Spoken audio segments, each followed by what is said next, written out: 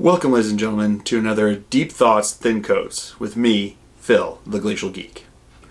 Today we are going to be talking about whether or not I think that 40K is going to get the Age of Sigmar treatment and whether the end times have come for 40K. And I'm going to be building some neophyte hybrids from the Overkill box sets as we go along. So this is something that's been coming up in a lot of the different areas that we inhabit in the world of the internet with regards to 40K, is that people, ever since Age of Sigmar came along and they blew up the old world in fantasy, people have been talking about how they think that this is an indication that the next edition of 40K is going to be doing the same exact thing. And I just don't see them doing that. And I have some very specific reasons, not just because I don't want it to happen, but because I really do not think that they would do that. There's a couple reasons that I feel this way. The first one is that they're not going to risk losing their cash cow over an experiment. Back in the day, back when they when they blew up the old world during the end times of fantasy battle, the line at that point wasn't doing very well. If you were playing the system, you were happy with it, you wanted more because that's the game you played, but people were not buying the models. It was not making them money, and it wasn't supporting itself the way you would need to if you were running a company. So they were left with a couple options. They could either keep trying to promote it and push it more and see what they could find and see if they could make some changes for that, or they could try something different. And they decided to try something different. Now at the time, Fantasy Battle was, I think, their third. It was making them the least amount of money out of the three lines. So even Hobbit was making more money than Fantasy Battle at the time. So the reality was that they didn't really have a whole lot to lose. If they completely messed it up and Age of Sigmar completely tanked, they wouldn't have been out as a company. There would have been, some loss, and they would have felt it, but they wouldn't have been destroyed as a company. So they decided to take a risk and try to completely change the system in a way that it's kind of like the themes are the only things that are left there. So you've got guys with bows and arrows and swords that are fighting in Age of Sigmar, and that's really where a lot of the similarities differ when it comes into Fantasy Battle. So they took that risk, and they were like, let's make this a far more streamlined, easier for intro kind of game. So it's easier for someone to come into Age of Sigmar than it was going to be for people to go into Fantasy Battle, because the point values that you were playing Fantasy Battle at were astronomical, and it was hard for people just coming into the hobby to be able to build up an army where they could compete. So they blew it up. They blew up the old world, started fresh, and started with the new system. And it upset a lot of people, to the point that I saw a video of one guy who burnt down his army, even though he could just as easily use that with the Age of Sigmar, or he could have just used the old rule system. They weren't going around collecting books and burning them on you. You could have just used it anyway. But that's beside the point. So they tried it, and it turned out to be a success. After a little bit of trial and error, eventually coming out with the General's Handbook, Age of Sigmar appears to be a pretty popular system, and by all accounts, a lot of fun to play. I haven't tried it myself. I haven't really had the time, and quite frankly, I'm more drawn to the futuristic space battles of 40K than I am to the Age of Sigmar kind of style of battle. But they tried it, and it was successful. And because it was successful, a lot of people worried that they were going to be doing the same thing to Warhammer, to 40K, to 40K that they did to Age of Sigmar. The reason I don't see them doing that is because if Age of Sigmar tanked, the company could keep going. They could figure out something new, do something else, or they could just keep going as a company off of just 40K. If 40K tanks and people don't come back into the age of the Primarch, whatever they decide to do, if they tried to end times 40K, they would be in deep trouble as a company. And right now, they're on a resurgence as a company because of what they've been doing, reaching out, listening to people, everything they're doing with the Warhammer community. going out to tournaments, being there, and kind of being a visible presence that they hadn't traditionally been doing. And that's created a lot of goodwill. And I don't think they're going to just completely throw that away on an experiment with a system that so far is still making them a lot of money. They've been coming out with a lot of different factions. They've been coming out with a lot of different models. And people are buying them. You know, there's a lot of people that complain. It's like, oh, they're just trying to flood the system and make money. Yes, they are trying to make money. They are a company. They're not just there to make your Saturday better. They're there to make money. If they don't make money, they don't exist as a company. But 40K is making them plenty of money. And as such, they're not going to risk ruining that by going out on an experiment. Because Age of Sigmar to them as a company is no better to them than Fantasy Battle was, unless people are buying more models, which they are with Age of Sigmar. So unless they thought that Age of Sigmar and 40K was going to make them more money, they aren't going to do that. The second reason that I think that they're not going to end times 40K is that they've created a system in 40K to make it easier for people to get involved in the hobby. And that's the Battle for Vadros system that they have. The clip together system with the old models, new plastic sprues that they've been putting out with the orcs and the ultramarines, the blue and the green plastics. It's aimed at a younger audience. It's aimed at being sold in more less of your local gaming store and more of your bigger end toy stores. And it's aimed to try to get an younger audience into the hobby. The way they do that is they have simplified some of the rules. If you look at some of the rules of how the Vadros system works, it is simplified. But I don't think they're going to translate that into 40K because they don't want to risk losing the community that they've developed. They understand that a lot of the people who can spend a lot of money on these models aren't young kids. They're older people who have disposable income, people who have that have the ability to go out and spend $45 on a kit of models. A young kid's not going to be able to do that, and their parents are only going to buy them so many. So if they tried to go to a system where they relied entirely on children, they would probably mess with their bottom line, and that's not what they want to do as a company. So they have the two different systems. They have the Battle of Vadros system, which allows younger audience to get involved in the world of Warhammer, and allows them to get into the system, buying models, building models, painting models, and fighting with them on the tabletop.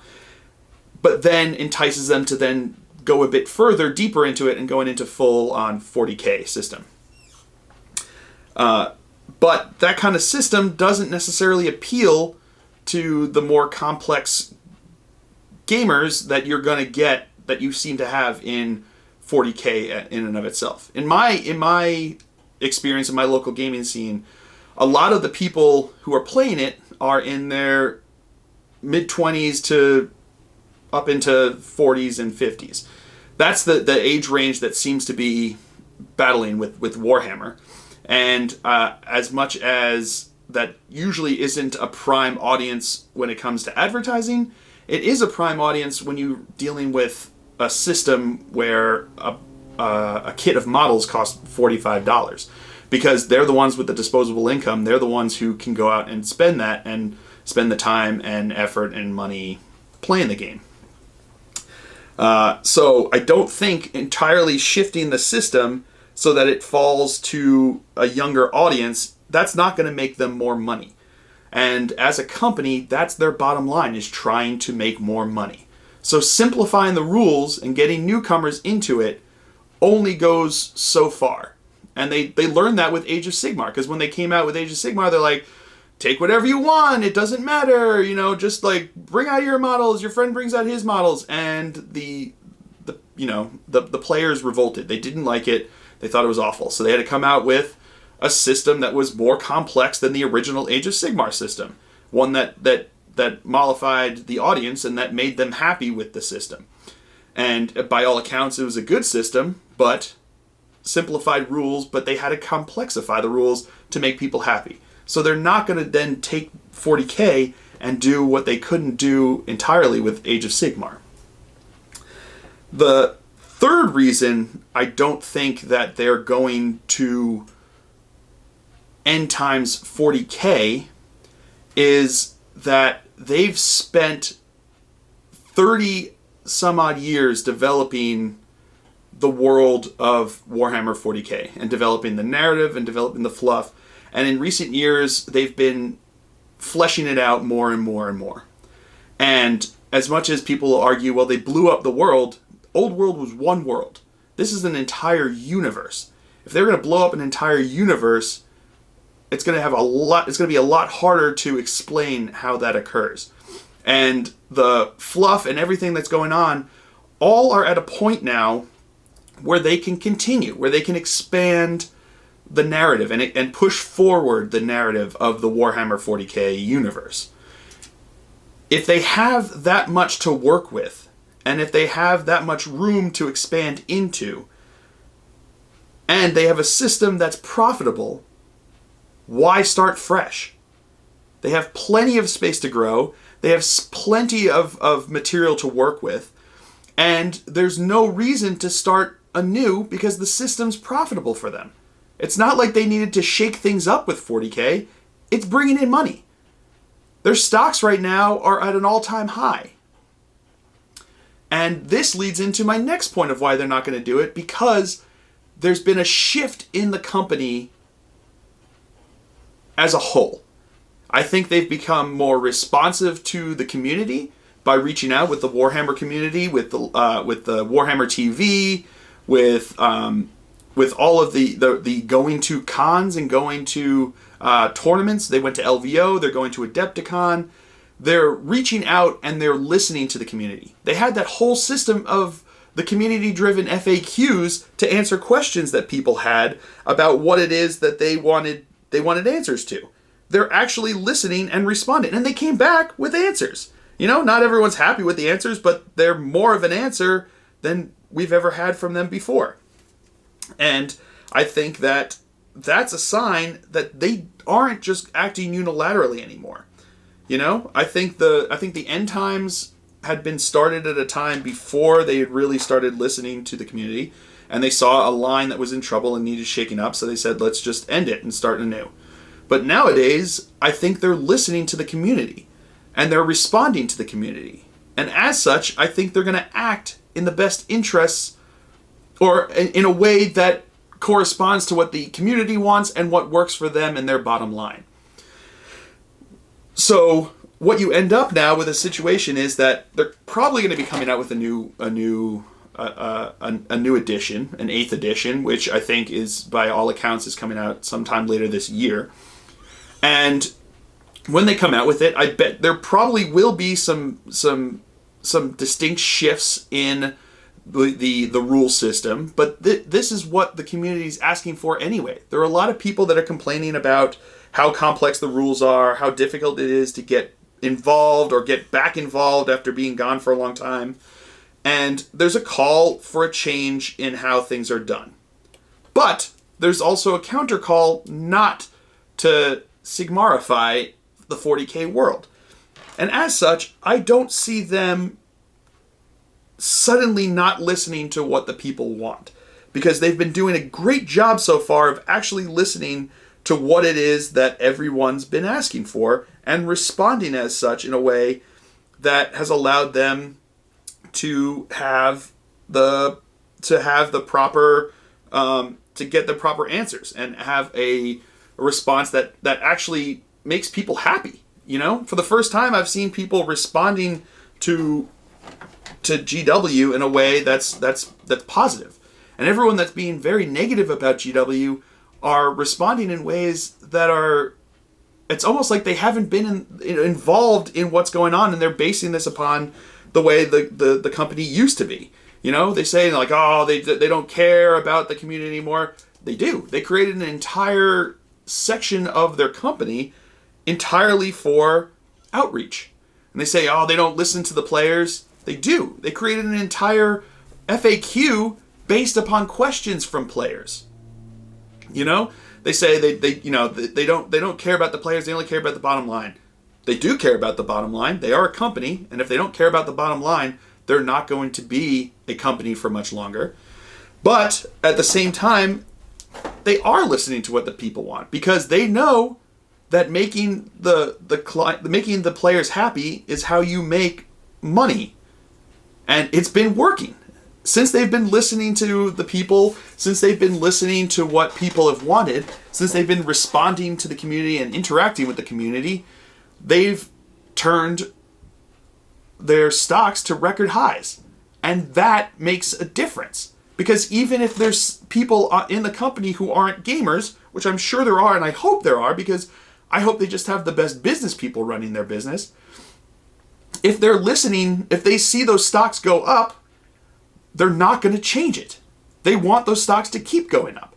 And they've been going up in response to the way that people have been, since they've been changing their response to the community.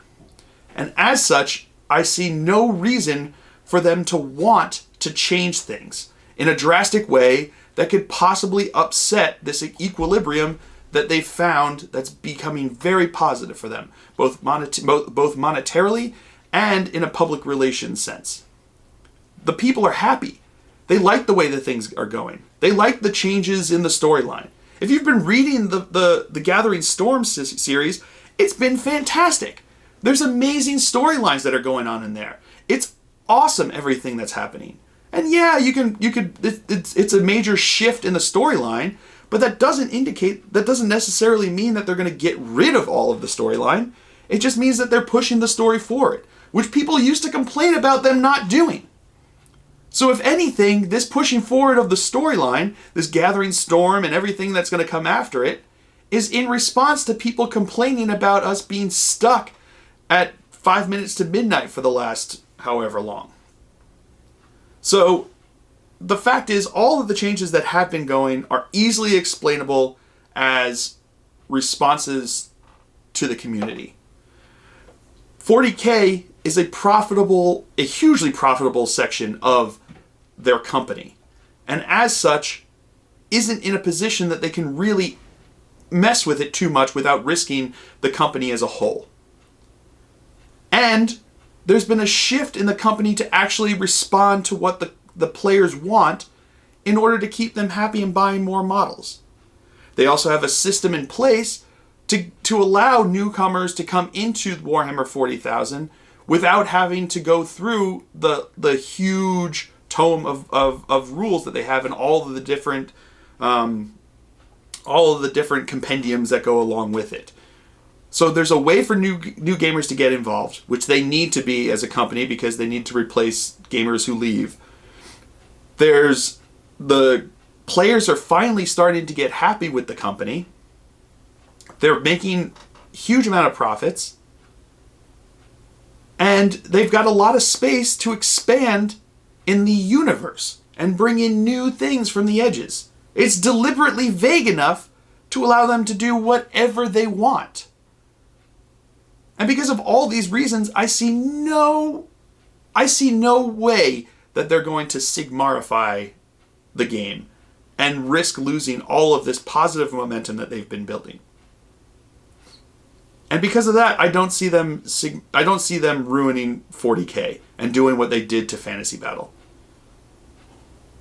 Because there's no need, and it wouldn't actually, I don't see it actually producing a positive response. What they did to Fantasy Battle did produce a positive response. They turned a line of models and miniatures that was not making them enough money, that was not producing enough players, that had gone a bit stagnant, and they created a much more dynamic system and community that they've got. I know that might upset a lot of people who like the Fantasy Battle, but I'm not saying that the game itself was stagnant. I'm not saying the game itself was bad, but as a company, they need to be able to make money off of their game. And Warhammer Fantasy Battle was not making them money. You know? People had their armies and they were okay with that. And it was so expensive to get involved in that it wasn't drawing in new players. That's why they were making less money off of Fantasy Battle than they were off of The Hobbit. And at that point, why not try to shake things up? Why not try to see what you can do differently? You know, they went to a more skirmish-based system that worked for them in Warhammer. Why not try it in Fantasy Battle? And by all accounts, they created a system that a lot of people are very, very happy with. So it was an experiment that worked for them. But they could risk it not working for them. If Age of Sigmar had tanked, and they hadn't been able to produce the system that everyone seems to be enjoying now, and they lost that entire line of miniatures and gaming, they could have kept going on as a company. But I don't see it being the same way with Warhammer 40K. That's just my opinion. I would love to hear what you guys have to say. So why don't we continue the discussion down in the comments. Let me know what you think. Let me know if you think that we are going to get a Sigmarified 40K. If you don't think that there's going to be a Sigmarified 40K, tell me if you think that I heard rumors of them kind of combining 30K and 40K into the same system with slightly different rules. Let me know what you think they're going to happen. And hey, why not wishlist it a little? Tell me what you would love to see down in the comments below. So I hope you guys have all enjoyed it. I have been Phil, the Glacial Geek, as always. This has been Deep Thoughts and Thin Coats with Phil. And until next time, have fun.